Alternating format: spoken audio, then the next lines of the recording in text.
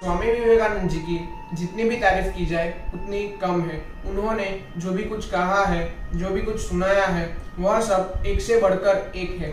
1893 में स्वामी विवेकानंद जी Chicago America जाने वाले थे भारत का धर्म प्रचार करने के लिए। तब वह शिकागो जाने से पहले अपने गुरु माँ शारदा से मिलने जाने वाले थे। उनको माँ शारदा को यह सब बताना था और उनके परमिशन के साथ वह शिकागो जाना चाहते थे। तब 1893 में स्वामी विवेकानंद जी अपनी गुरु और अपनी माँ जैसी माँ शारदा को मिलने गए। माँ शारदा को उन्होंने बताया कि वह शिकागो जाना चाहते हैं और वहाँ पे भारत का धर्म प्रचार करना चाहते हैं। उनको मन में यह था कि मैं माँ शारदा को बताऊंगा तो माँ शारदा मेरी कुछ परीक्षा लेगी या मुझसे ऐसा कुछ चाहेगी कि मैं वहाँ जाने के लिए तैयार हूँ और नहीं। उनको तो पहले से ये पता ही था। पर माँ शारदा ने उन्होंने कहा कि वहाँ पे जो चाकू पड़ा है वह तुम मुझे दो। स्वामी विवेकानंद जी ने चाकू उठाया और माँ शारदा को दे दिया। और माँ शारदा ने जैसे ही चाकू लिया उनको बोला कि हाँ, तुम अब रेडी हो, अब तुम जा सकते हो। स्वामी विवेकानंद जी मन में बहुत सवाल हुए स्वामी विवेकानंद जी के कि माँ शारदा ने मेरी एक भी परीक्षा नहीं ली, मेरे को वहाँ जाने के लिए क्या उनको मन में है, वो सब उनके सारे मन में सवाल कर रहे थे। पर उन्होंने अपने सवाल को मन में नहीं रखा और माँ शारदा से तुरंत पूछ लिया कि माँ, आपने तो मेरी कुछ परीक्षा भी नहीं ली और डायरेक्ट ही बोल दिया कि आप जा सकते हो। तब माँ शारदा ने बोला कि जब तुमने मुझे चाकू दिया तब लकड़ी वाला भाग तुमने मुझे दिया और जो धार वाला भाग था वो अपने पास रखा। तुम्हारी जगह कोई दूसरा होता तो वह लकड़ी वाला अपने हाथ में रखता और धार वाला सामने वाले को देता। इसी से मुझे पता चलता है कि तुम खुद का भी बुरा कर सकते हो सामने वाले का अच्छा करने के लिए। देखा दोस्तों, इससे हमें स्वामी विवेकानंद जी के विचार के बारे में पता चलता है कि स्वामी विवेकानंद जी कैसे सोचते हैं। और माँ शारदा ने उन्हें बोला कि इसके बाद मुझे पता चल गया कि तुम शिकागो जाने के लिए तैयार हो चुके हो। 1893 में जब स्वामी जी शिकागो पहुंचे तब वह भारत का धर्म प्रचार करने वाले थे।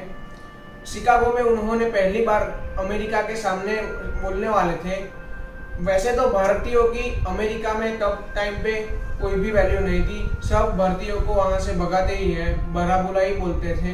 पर स्वामी विवेकानंद जी थे और अमेरिका वाले भी जानते थे कि स्वामी विवेकानंद जी क्या है। इसके लिए वह सब भी उनको सुनने के लिए गए थे और स्वामी विवेकानंद जी ने स्टार्ट किया था अपना जब बोलने का। तब उन्होंने पहली लाइन बोली थी, sisters and brothers of America. जैसे ही उन्होंने यह लाइन बोली, पूरे अमेरिका में जो भी लोग वहां पे सुनने गए थे उन्होंने जोर जोर से स्वामी विवेकानंद जी के लिए ताली बजाई। दोस्तों, इससे क्या पता चलता है? इससे हमें स्वामी विवेकानंद जी की सोच के बारे में पता चलता है, उनकी थिंकिंग के बारे में पता चलता है कि वह ये भी नहीं देखते कि वह कौन से देश का है, कौन से रिलीजियस का है, वह इंसान की वैल्यू क्या है, वह कौन सी जाति से है, कुछ भी नहीं देखता है और उनको अपना मानता है। इसीलिए उन्होंने उनको sisters and brothers of America, मतलब अमेरिका के भाइयों और बहनों ऐसे संबोधित किया था। और उनसे उनको यह मालूम पड़ा था कि वह सब हमें अपना मानते हैं। स्वामी विवेकानंद जी का सबसे फेमस कोट है कि arise, awake and not stop till you can't reach to your goal. Swami Vivekananda ji ने कहा है कि उठो, जागो और तब तक नहीं रुको जब तक आपको अपने लक्ष्य की प्राप्ति नहीं हो जाती है। यह क्या कहा गया है, क्यों कहा गया है और किसके लिए कहा गया है? यह चीज उन लोगों को कही गई है जो लोग अभी तक अपने कंफर्ट जोन में जी रहे हैं, अभी तक अपनी लाइफ को एंजॉय से जी रहे हैं, मेहनत नहीं कर रहे हैं और उनको पता है कि मेरे पापा ने मुझे इतना सब दिया है, मेरी 7 पीढ़ी से मुझे इतना मिला है, तो मुझे उससे क्या मतलब है, मुझे क्यों मेहनत करनी है, मेरे पास तो सब कुछ है। उन लोगों के लिए यह कहा गया है। अगर आप कितनी भी मेहनत करते हो और अगर आपको सफलता नहीं मिलती है तो दोस्त क्यों मायूस होते हो, क्यों अपने मन में ऐठा बिठा लिया है कि नहीं यार, मैं कितनी भी मेहनत करूं मुझे कुछ नहीं मिलता है। और मेहनत करो, अपनी मेहनत करने का थोड़ा तरीका अच्छा करो, हमेशा आपको सफलता मिलेगी ही मिलेगी। यह चीज स्वामी विवेकानंद जी कहने के प्रयत्न कर रहा है।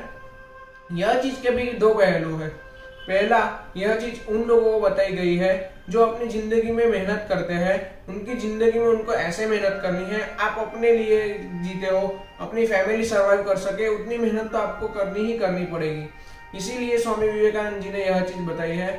और दूसरी साइड देखे जाए तो यह चीज उन लोगों को भी लागू पड़ती है जो लोगों ने अपनी जिंदगी में सब कुछ पा लिया है, सब कुछ उनके पास है, उनके लिए अब जिंदगी जीना मुश्किल नहीं है, फिर भी उनको मेहनत करनी पड़ती है।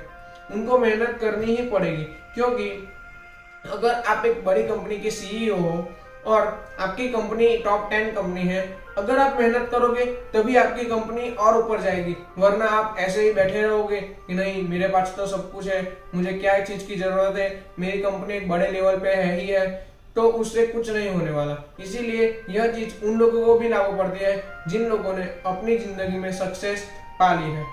हमारा सबसे पहला लक्ष्य क्या होना चाहिए? हमारा सबसे पहला लक्ष्य यह होना चाहिए कि आपको अपने आप को सबसे पहले पहचानना होगा। दोस्तों, आपको दुनिया की सभी खुशी अगर मिल जाती है, आपके पास दुनिया के सारे सुख है, पैसा है, दौलत है, घर है, बड़ा गाड़ी है, पर आप अगर अपने मन को ही नहीं जानते, आप अपने आप को ही नहीं जानते कि आप क्या है, आप क्यों है, आप ऐसा क्यों कर रहे हो और आप इस स्टेज पे अभी क्यों हो, तो दोस्तों आप दुनिया के सारे सुख भी अगर आपके पास है, अगर आपके पास पूरी दुनिया है, आपने पूरी दुनिया को जीत लिया है, अरे दुनिया तो छोड़ो, आपने पूरे ब्रह्मांड को भी जीत लिया है, पर अगर आपने अपने दिल को नहीं समझा, अपने मन को नहीं समझा, तो आपने कुछ भी नहीं समझा। स्वामी विवेकानंद जी ने भी यही कहा है कि you can't believe in God until you believe in yourself. अगर आपने अपने आप को ही नहीं समझा तो आप भगवान को क्या समझोगे? आपको सबसे पहले खुद की मदद करनी है। अगर आप अपनी मदद करोगे तब भी भगवान आपकी मदद करेगा। चलो इसको एक काल्पनिक स्टोरी से, एक काल्पनिक वार्तालाप से सुनते हैं। एक मंदिर का बहुत बड़ा पुजारी था, शिव का बहुत बड़ा भक्त था। उसका मंदिर एक नदी के तट पर था, वह बहुत बड़ा मंदिर था, सारे भक्त वहां पे आते थे भगवान के साथ। वो पुजारी को भी बहुत मानते थे, वह पुजारी के मुंह से निकली सभी बात को वह अपना धर्म मानते थे। एक दिन मंदिर के आसपास जो नदी थी उसमें बाढ़ आई और बाढ़ पूरे गांव में चली गई। पूरा गांव इधर इधर हो गया था, सब लोग भाग रहे थे, वैसे तैसे कहां पे भी जा रहे थे और अपना जीव बचा रहे थे। तब वो पुजारी था, वह वहां से कहीं नहीं गया, वह पुजारी वहां का वहां ही रह गया। उसको ऐसा था कि भगवान है ना, मैं भगवान का, शिव जी का सबसे बड़ा भक्त हूँ, तो शिव जी को आना ही पड़ेगा मेरी मदद करने के लिए, मुझे बचाने के लिए। वहां एक रेस्क्यू टीम आई बोट लेके, मंदिर के आसपास घूम रही थी, वो लोगों को बचा रही थी, गांव से लोगों को बचाकर वो मंदिर की तरफ आए और उनको मंदिर से पुजारी को निकालने के प्रयत्न किया। पुजारी को बोला कि पुजारी चलो आप जल्दी आ जाओ, बाढ़ बढ़ रही है, हम निकल चलते हैं, आप बोट में बैठ जाओ। पुजारी ने उनकी बात नहीं मानी और उनको वैसा बोला कि नहीं नहीं, मुझे आपकी जरूरत नहीं है, मेरे लिए तो मेरे शिव जी मुझे बचाएंगे, शिव जी आने ही पड़ेंगे मुझे बचाने के लिए। वह रेस्क्यू टीम बचाते बचाते वहां से निकल गई। थोड़ी देर बाद ऊपर से एक हेलीकॉप्टर आया, उन्होंने माइक में बोला कि आप जल्दी से, हम रस्सी डाल रहे हैं, उनको पकड़ लो, हम आपको बचा लेंगे और आपको एक सुरक्षित जगह पर ले चलेंगे। तब भी वो अपनी बात पे अड़े रहे। पुजारी ने बोला नहीं नहीं, मुझे अपने शिव बचाने आएंगे, मुझे पूरे अपने शिव पे पूरा भरोसा है। ऐसे ही वह पुजारी वहां पे मर गया और बाढ़ में चला गया।